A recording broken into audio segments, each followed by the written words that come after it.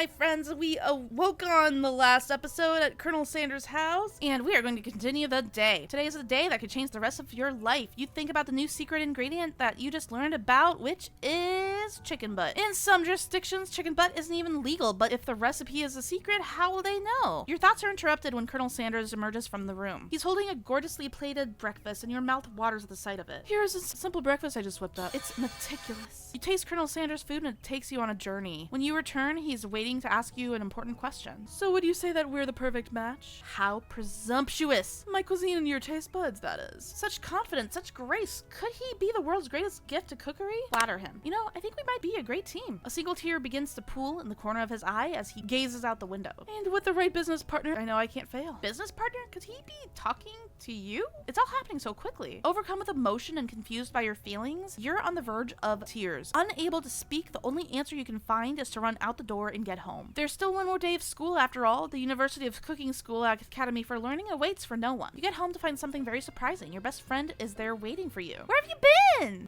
Because I had one heck of a night. I've been desperate to talk to you about it. I couldn't find you. I got worried that something had happened to you. It's okay, but now that it turns out you're fine, I can finally get you up to speed on the saga of Miriam. Sure, but you'll not believe what's happened to me after school yesterday. I went on a date. I think I can believe that. Since I'd been partnered with Pop, he asked me to go out with him. Of course, I told him you'd better harness those wild horses, young man. I'm not that kind of girl. But he was just interested in spending some one-on-one time together and getting to know me. So I said, yeah, sure, I can get to know the little guy. Long story short, he took me to his favorite shush house, but things quickly spiraled out of control. Did she just say shush house as if that's a thing people just say? What is that even referring to? And now I'm not really sure where we stand. You don't give Miriam time to tell her story, however. Bottling up the details of your own night is just too much to bear. And I went on a date too, back to Colonel Sanders' house, where I spent the night with him. You what? Nothing happened, but the emotional connection, wowzers. Miriam tells you to move on. There's me no choice. If being obsessed with Colonel Sanders is wrong, you don't want to be right. After a short argument, you both agree to go your separate ways. When you arrive at school, you encounter your rivals in the quad. You can tell from a distance that they're picking on Pop, though he himself might not quite grasp that fact. Because, you know, he's Pop. It's just too early. It sounds delicious. It's great. I'll order you up one right away. I'll have my swirly with sprinkles, please.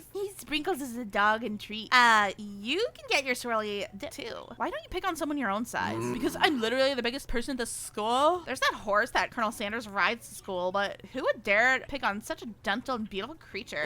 You've got some nerve, D, suggesting I pick on a defenseless horse. Now you're twisting my words and I won't have it. You clench your fist, but the injury from yesterday's mixer accident makes you wince in pain. Doesn't look like you can go on cooking like that. Might as well just give up. I'll never give up. Ever. Colonel Sanders arrives as it appears things are close to boiling over. A naturally intuitive person, he senses that something has been going on. Is everyone excited for the final day of school? D, how's that hand feeling? I'm sure you'll be back in fighting form by this afternoon. Yeah, from your hand being sliced up by a... Okay. Are you concerned about my hands, Colonel? Yesterday I almost broke a nail winning so hard. Technically, I don't believe a winner was decided, but your presentation was quite impressive. What's he doing complimenting her? But what about the flavor of my delicate warm gooey chocolate sauce? It was clear that you're passionate about how your food was received. That's a lot of words to say it was bland. Excuse me, D, I'm more than capable enough to speak for myself. Maybe you should tell me more about your thoughts as we talk to class, Colonel. I'm always interested in discussing the fine art of fine foods. See you inside, D. Annoyed by Colonel Sanders' inability to see Ashley for who you know she really is, you walk across the quad to get some distance. In an attempt to distract yourself from how slighted you feel by that interaction with Ashley, you take out the spell book you recovered yesterday and start flipping through the pages. Whoa, that's the book? It looks so bad news. It's just something I found lying around. It would appear to be some sort of grimoire, but I don't really believe that magic stuff. A grimoire?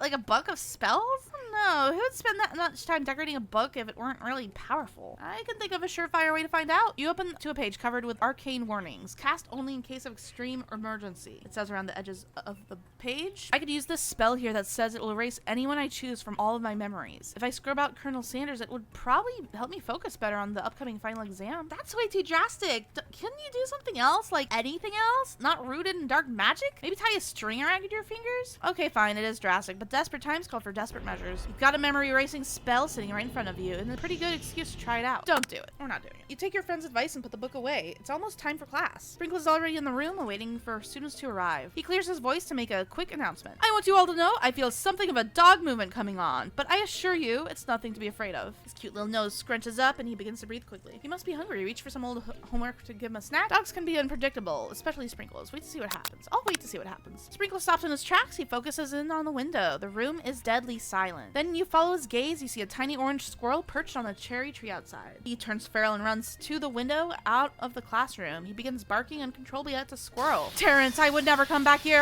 Terrence, I will destroy you, Terrence! Sprinkles is barking ferociously, drool flying off his face. The squirrel looks over, but he doesn't say anything back. You wonder, is that even a talking squirrel? Who named him Terrence? You better not show your chubby cheeks around here ever again! After Sprinkles is satisfied that his presence has been felt by not only Terrence, but any other squirrel in hearing distance, he returns to his professional tone. I apologize for my outburst. This actually brings up an important point. Thank you, Dee, for reminding me to dole out this indispensable bit of wisdom. You see, but before he could go any further, Miriam's love drama spills over in class. Sprinkles is interrupted by sad whimpering coming from the back of the room. I told you to save it for after class, but I miss you. We went on one date, Pop, and how can you miss me when I'm right here? Pop's voice quivers as he pleads his case to Miriam. Every time I blink, you go away again. That's a really cute thing to say. Miriam, what happened between you and Pop? I got her in trouble and now she's mad at me. I didn't get in trouble. I got yelled at by Pop's mother, who blames me for getting him banned for every museum we set foot in. Oh, so that's what you meant by shush house. Pop, we went on one date. We're over. It meant so much to me that I made this for you. Whoa.